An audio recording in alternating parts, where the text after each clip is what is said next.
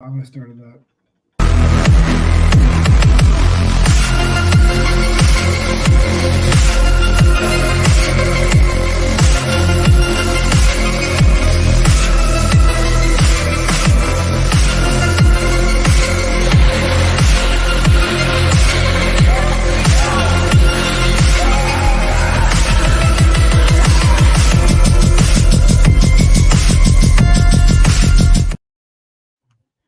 What's up, everybody? Welcome to Horror Headlines for the week of October 1st. We are in October 2024. Yeah, we are. I am Calamity John Marr from Why We Love Horror. That is the Hitman Hunter Chambliss from Welcome to Primetime and the Nerd Entertainment Network.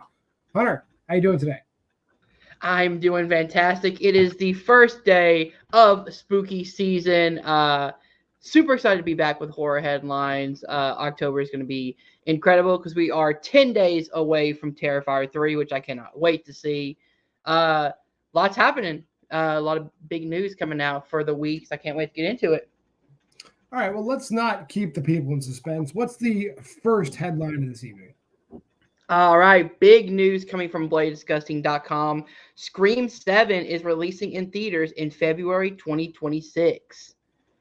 Neve Campbell is back as Sidney Prescott in the upcoming Scream 7, and it has been officially announced today that the 7th installment will hit theaters on February 27th, 2026.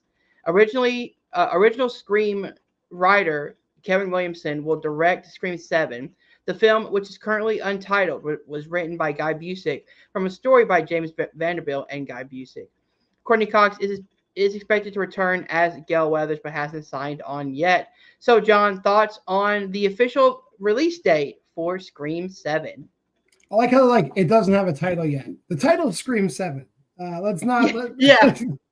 I mean, they're not going to just oh yeah, we got Scream 1, 2, 3, 4, Scream, and then Scream 6.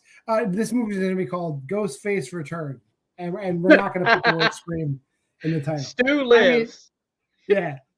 The Return of Stu. I mean, who isn't? I mean, with all the ups and downs of this, who isn't excited for Scream 7? I mean, but Hunter, you're the Scream guy. I'll ask you, how do you feel about it? I am very excited for Scream 7. It's got a lot of up and downs. First, Christopher Landon, was scheduled to direct it with Melissa Barrera being back. And possibly continuing the Carpenter sisters story. But then everything happened. I'm not going to get into it. Been a lot of drama behind the scenes, but it looks like now we're officially getting back to some sort of Scream excitement, at least for me. I'm very excited to see what they're going to do. I love that Neve Campbell is back as Sidney Prescott, one of my favorite final girls. I'm interested to see where Kevin Williamson takes this directing style because he's not writing it. So, as I said, it's being written by Guy Busick, who wrote Scream 5 and 6. So I wonder what the rewrites were going to be, because if he was going to be writing the script, I wonder if his original script and story was going to be based on the Carpenter sisters. I mean, you're going to have Kevin Williamson on set. You're going to have him directing every scene. I guarantee he punches things up on the fly. He'll ad-lib things on the fly. He'll be like, oh, maybe we should say this.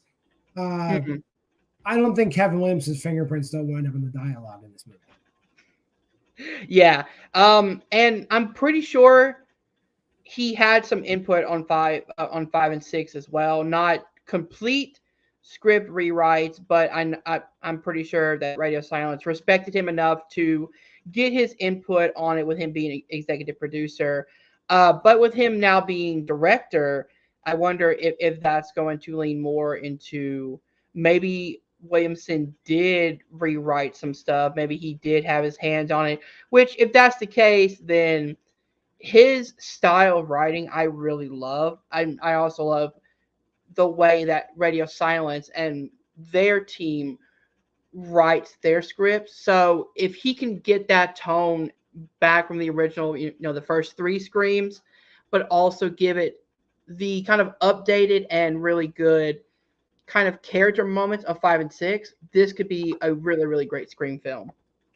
I would agree. I think that, just the way that Kevin Williamson writes, I could see him maybe even doing multiple takes with multiple different, dialogue trees. And then in the Mhm. editing chair, give us a movie that the actors don't even realize they shot. Jamie, thanks for joining. Jamie, thanks for sending a rose. We appreciate you every week dropping by in horror headlines. We're talking about Scream 7 coming out early 2026. I think everyone's going to go see it.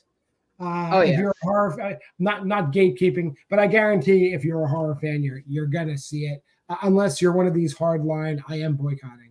But I feel like the politics of this. Let's talk about the politics briefly without getting into crazy details. I Yeah. think that we are slowly alleviating the bad taste that we got through all the Mhm. Melissa and Jenna stuff. So I think by the time 2026 rolls around, seeing as we haven't even done principal production yet, we Mhm. might see reconciliation. It feels that way. Though I'm still of the mindset, give us the Sydney story and then bring everybody back for 8. That's my pitch, and it's still my pitch. That could be possible. It just depends on if Spyglass and Melissa Barrera can come to terms. I mean, you could say, well, Nev Campbell came back and worked with Spyglass. That's a little different. That was more on the pay side of it, and Nev rightfully didn't think that she was getting paid what she deserved and what she, being the main character of this franchise, a lot of these films. This one is more politic based, and I don't know, because they're on two extremely different sides of the political spectrum when it comes to this situation. It's going to be hard for them to come up with you know working together again based on that situation.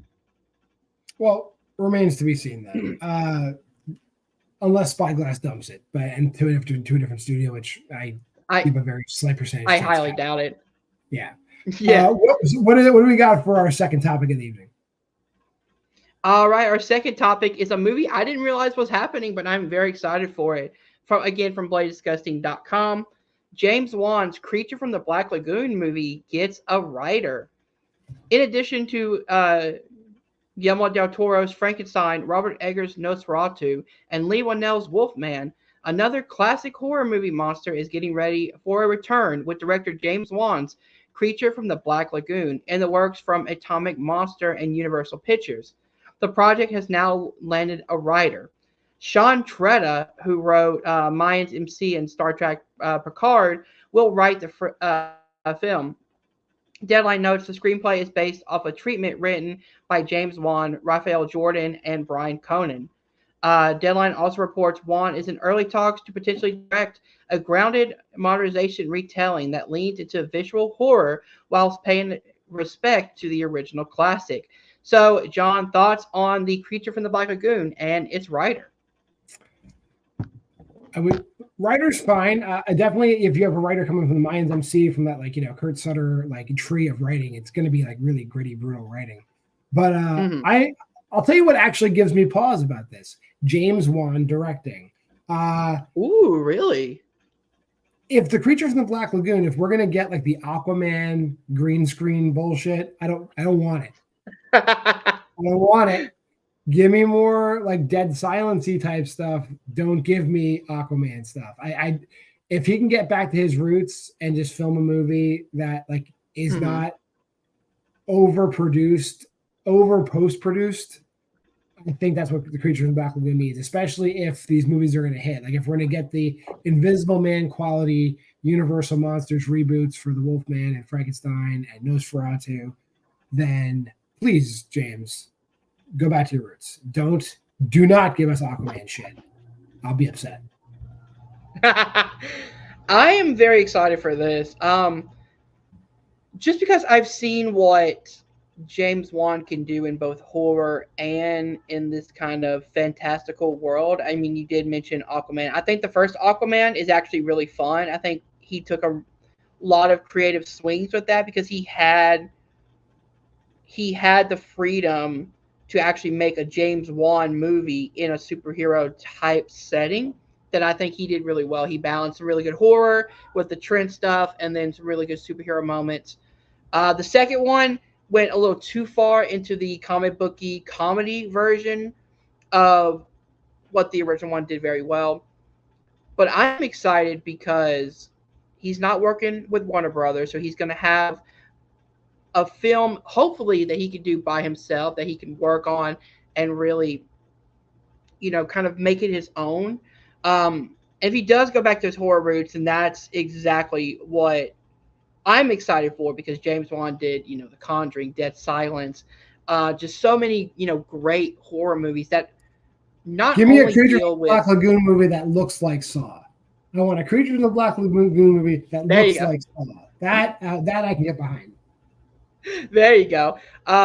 But I love that we're getting this more like resurgence of, classic monster movies, because we're getting, I think, 4 or 5 in the next few years, which is very, very exciting. And they're all from like really great directors like James Wan, Lee Whannell, Robert Eggers, like just titans of, horror filmmaking. And it's really good to see them kind of taking their unique strengths and adding it to something that's so well known, like a Creature from the Black Lagoon or a Nosferatu or a Wolfman. Yeah, and Guillermo del Toro attached to Frankenstein Del Toro, yes. is probably your best bet. Like, got to be your best bet, right? I mean, I'm trying to think who could maybe even do it better. I don't think you have a better like dark fantasy director working besides maybe Peter Jackson. But I think GDT is still your best bet. Oh yeah, 100%. Yeah. I didn't know that he was making a Frankenstein movie, but when I heard it, I was like, that adds up so well. Like the fantastical element that he can bring to the movie. But same with James Wan. I think James Wan, when he's in the horror space, I think he's really good. I think the problem is when he tries to do big franchises that the studio gets involved with. Yeah, the Aquaman movies to me were like too seduced by like green screen effects, and like it's like you probably didn't have to go so far. Like, why did Patrick Wilson look so shiny? Like, he shouldn't look so shiny. I mean, that is very true. Yeah. My hope is that he goes back to practical effects with this one. Because I'm pretty sure he used practical and a little bit of digital for what's the one? Malignant. Yeah, give me Malignant. Just give me Malignant again. Yes. Yeah, A Creature from the Black Lagoon, but Malignant is also fine. And cast Zoe Bell again. We always love Zoe. Put her in the movie. Hell yeah. What do we got next? Speaking of Del Toro's and his Frankenstein movie, filming is now complete on Guillermo del Toro's Frankenstein movie. All right, so Del Toro is adapting Mary Shelley's classic horror novel Frankenstein for Netflix, and the Oscar-winning filmmaker has been keeping us updated on the production these last several months via his official Twitter account. Shooting kicked off back in February, and Del Toro has taken to Twitter this morning to announce the production is now complete. Del Toro tweets, "Shooting has been complete on Frankenstein, Joy. Jacob Idoli will be playing Frankenstein's monster in the adaptation of the classic Mary Shelley novel alongside Mia Goth, Christoph Waltz, and Oscar Isaac. Ralph Emerson will make a pivotal cameo appearance in the film as well." So, John, thoughts on the production of Del Toro's Frankenstein movie? That cast is great. Even Ralph Ineson showing up. Ralph Ineson, who's in every single movie, showing up in that movie. Here's my one brain teaser thing, and I think it's gonna make sense when I lay it all out. Like, I watched Guillermo del Toro's Pinocchio actually last week, and that movie actually probably went a little harder than I was expecting. It was really dark. But Guillermo del Toro kind of has like a limit. Like some of his movies are dark and they're dark fantasies and they get a little creepy. but they never really go full bore. Like, there's not a Guillermo del Toro movie where you're like, oh man, Guillermo del Toro is like an edgy bastard, you know? But I'd love to see a Frankenstein movie that's true to the Shelley novel. And that novel is dark. That is like that's like a Damien Leone level, some shit going on in that book. Is Guillermo del Toro going to have like Frankenstein ripping people's hearts out and like dismembering them? Because that's Frankenstein's monster. That Frankenstein's monster does that stuff. It's not just like smush, smush, smush. There's some real calculated sociopathic shit going on in Frankenstein.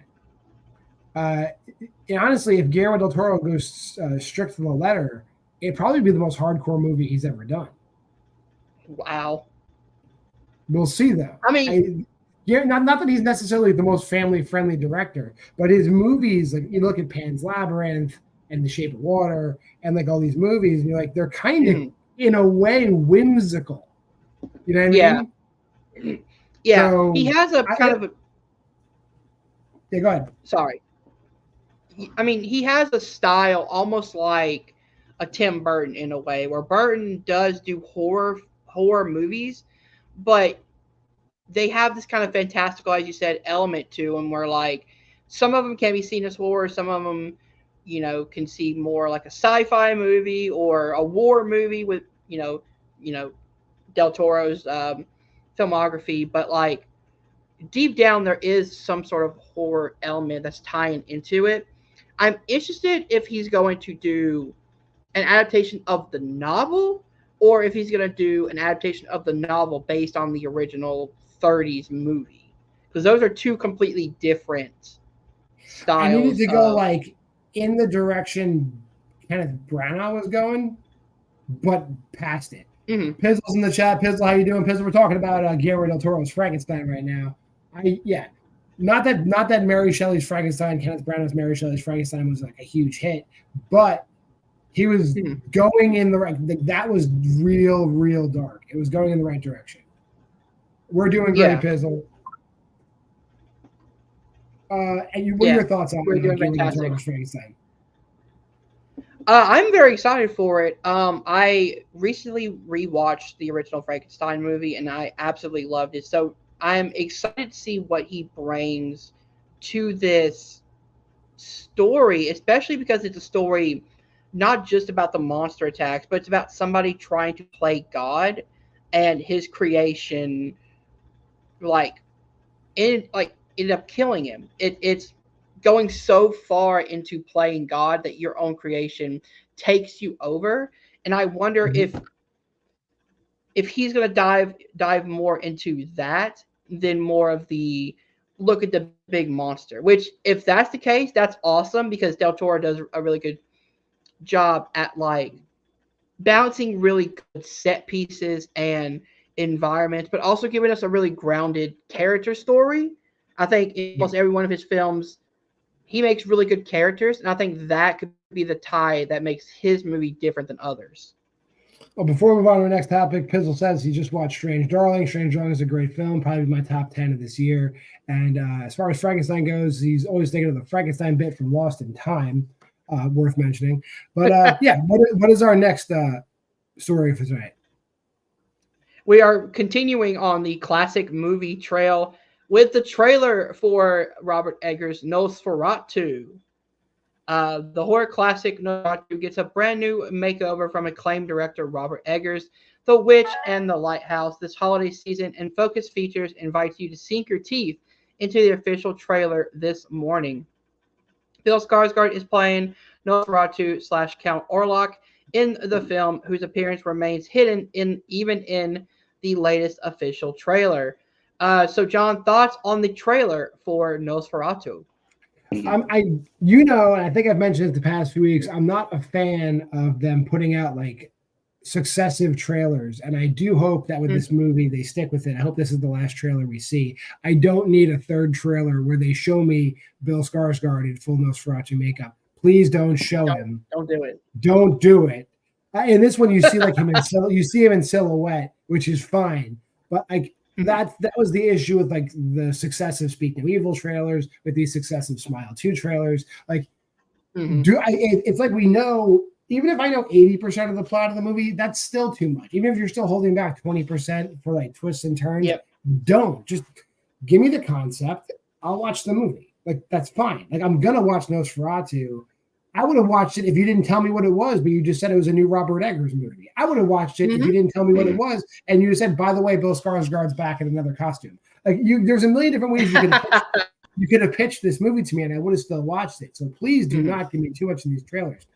You're giving me Bill Skarsgård, Willem Dafoe, Nicholas Hoult, ATJ, Lily Rose Depp looks great in the trailer, by the way. All these folks, like, killing it. Like, I'm good. I don't want a third trailer. Just put it. I will wait until Christmas and I'll watch the movie. And I know between now and Christmas, I'm going to see this before every movie I watch. So let's not overkill it. Let's not overkill it. Don't want a third trailer, please, Hunter. Yeah, I'm pretty sure we're going to get the third trailer and we're going to get TV spots. But if the marketing continues to do what they're doing now, show more of Lily as the lead, show more of Nicholas Hoult, show a little bit more of Nosferatu himself, but in silhouettes, behind stuff, just kind of keep the mystery. We know what he looks like. So we know what the original looks like. So play off of that. Show him in the shadows, show him behind stuff. Yeah, play up that aspect of it. We're being asked our opinion on Last Voyage of the Demeter. I am a fan of Last Voyage of the Demeter. I could do without the last 90 seconds where it turns into an MCU movie, but everything else, all the runtime up until the scene in the bar where it's like dun, dun, dun, dun, dun, dun, dun, like everything before that, great. Yeah, I agree. I watched that when I was a janitor at my local theater, so they had that movie playing. I walked in not knowing anything about it, ended up really liking it. I thought it was a really unique, because they took one chapter from the Bram Stoker's Dracula. The Dracula novel and made it into this kind of really good horror movie set on one location. I think the acting was really well. I really enjoyed that movie for what it was. And then, I just said the last kind of, 90 seconds of it does go kind of a little overboard for my taste. It's a little overboard, yeah. But that's my only complaint about the movie. I think it was kind of like a hit or miss movie. Like, people are really split on it, but I think it was fine. I'm a huge fan of Liam Cunningham, Aisling Franciosi. I'm huge fans of like David Dastmalchian. There's a great cast, and it's a very bottleneck, one location movie, real suspense. They don't care about killing kids and dogs. Like, let's go. Yeah. All right. You ready to move on to our next topic? What do we got next? All right. We have a new Nicole Kidman movie called Baby Girl, and it's from the director of Bodies, Bodies, Bodies. So again, from BladeDiscussing.com, fresh off of Bodies, Bodies, Bodies, A24 and director Helena Regine are back together for Baby Girl, an exotic thriller starring Nicole Kidman that released its official trailer this morning. Nicole Kidman, Antonio Banderas, and Harris Dickinson stars in the A24 Baby Girl, while Sophia Wilde and Jean Russo round out the all-star cast. In the film, a successful CEO begins an illicit affair with a much younger intern. So, thoughts on the trailer for Baby Girl? I saw this. A lot of things made me happy about it. A24, always good. Like, at the worst, you're gonna get a mediocre movie. At the absolute dog shit worst, it's mediocre. Helena Rain, I did like Bodies, Bodies, Bodies. Nicole Kidman coming back to A24. Antonio Banderas looks good in that movie. Harris Dickinson coming back to A24 after The Iron Claw. All the pieces are here. And it reminds me, there was a Neon movie that came out a few years ago called Sanctuary, which is also a movie about two people kind of having an illicit affair. It's like an erotic thriller, psychological thriller. So I'm kind of into these movies. Are they horror? On some level, yeah, I guess. But it's kind of like a little bit of a palate cleanser because it's really just like a straight thriller. So I'm gonna see it. Mm-hmm. Yeah, definitely. I really like this trailer. I think the idea of we've seen this type of movie before. This is kind of I know it's not going to be. It's like reverse. Instinct. It's like a reverse Basic Instinct. It looks like. Yeah, that too. I was thinking more of like a better version of 50 Shades of Grey in a Yeah. way where it's like more of like an exotic, an exotic thriller.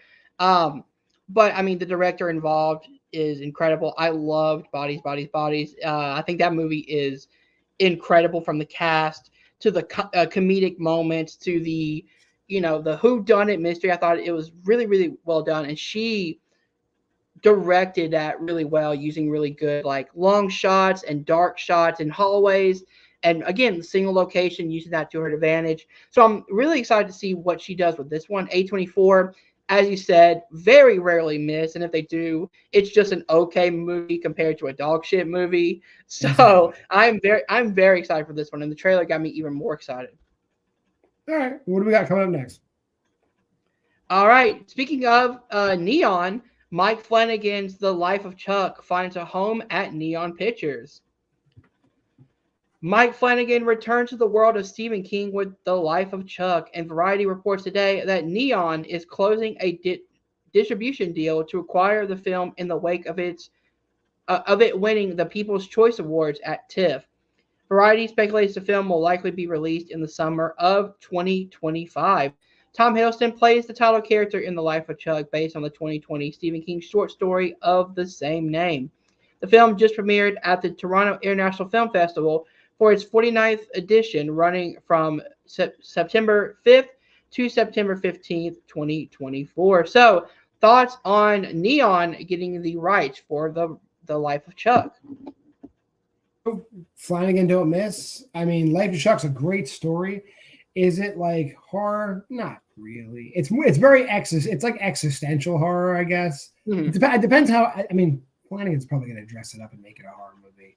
But yeah, I just watched today another story from the same anthology, If It Bleeds. I watched Mr. Harrigan's Phone, which I liked. So I'm glad they are. I'm glad they're adapting everything Stephen King does. Like, leave no stone unturned. There's so many stories left. Life of Chuck is a weird story. If anybody can do it, it's Mike Flanagan. So I'm gonna just like go in semi-blind. I'm sure I'm gonna wind up seeing a trailer, but I do want to see how they make this a film, and I trust Mike Flanagan. Yeah, 100%. I also trust Mike Flanagan. He doesn't miss, as you said. Every single one of his films is fantastic.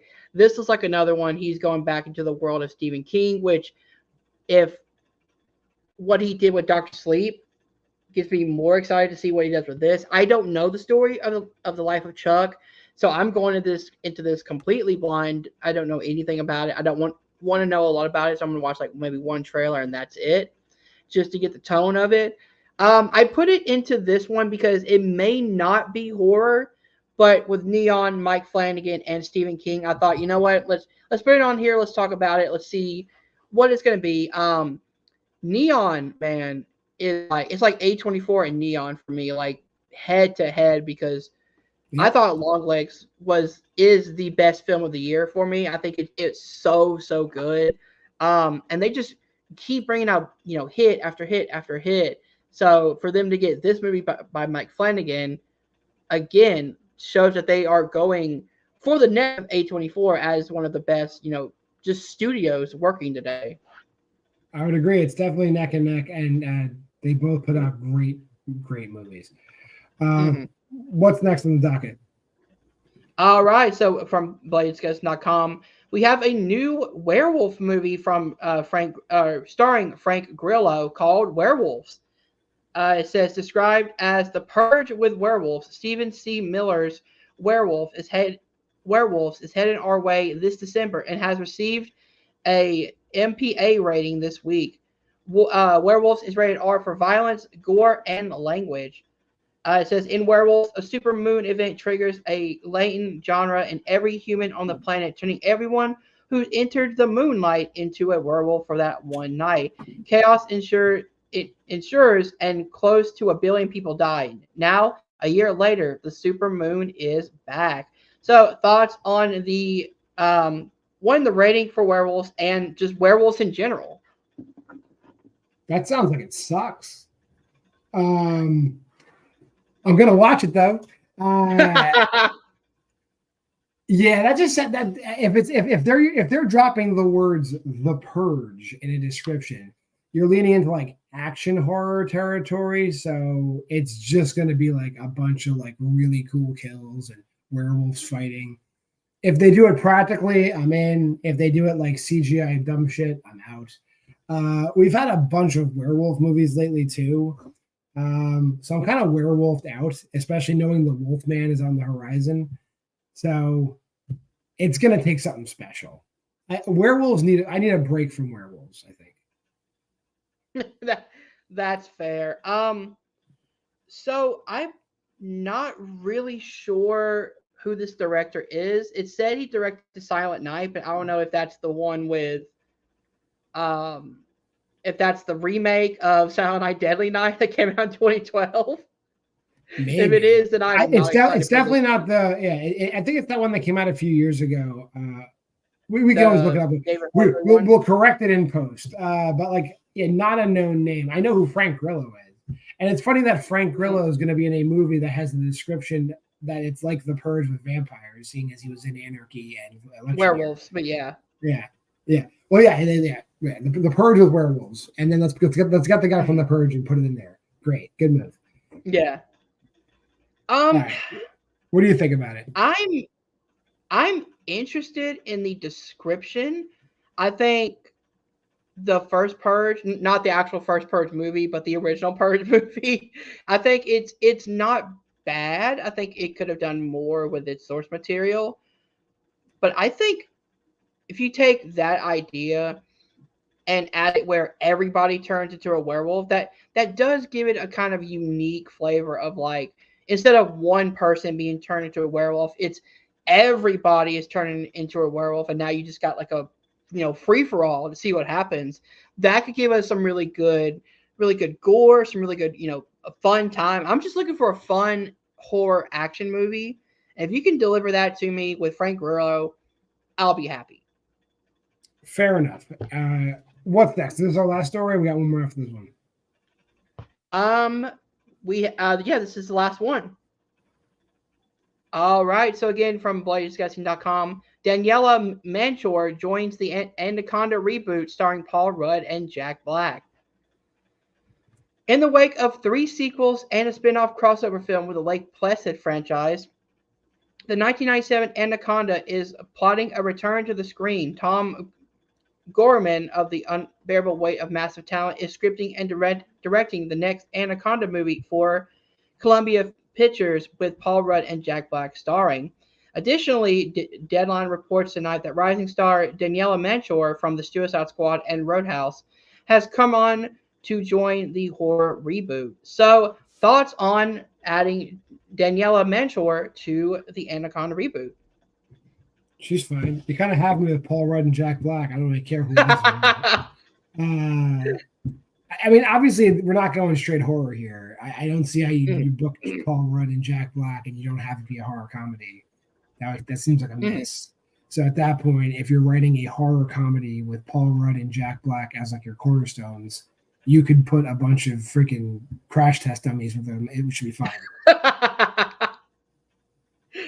Yeah, I'm a really big fan of hers. I loved her in the Suicide Squad. I thought she worked very well off of the James Gunn writing style of like really good comedy. I think she had really good comedic moments, because if you're going to work with someone like a James Gunn who is very, very quick on his comedy routes, you have to be that naturally kind of willing to work with anything and kind of go with the flow. It seems like she has that. Is she the leader of the rebels in the Suicide Squad? Is that who she is?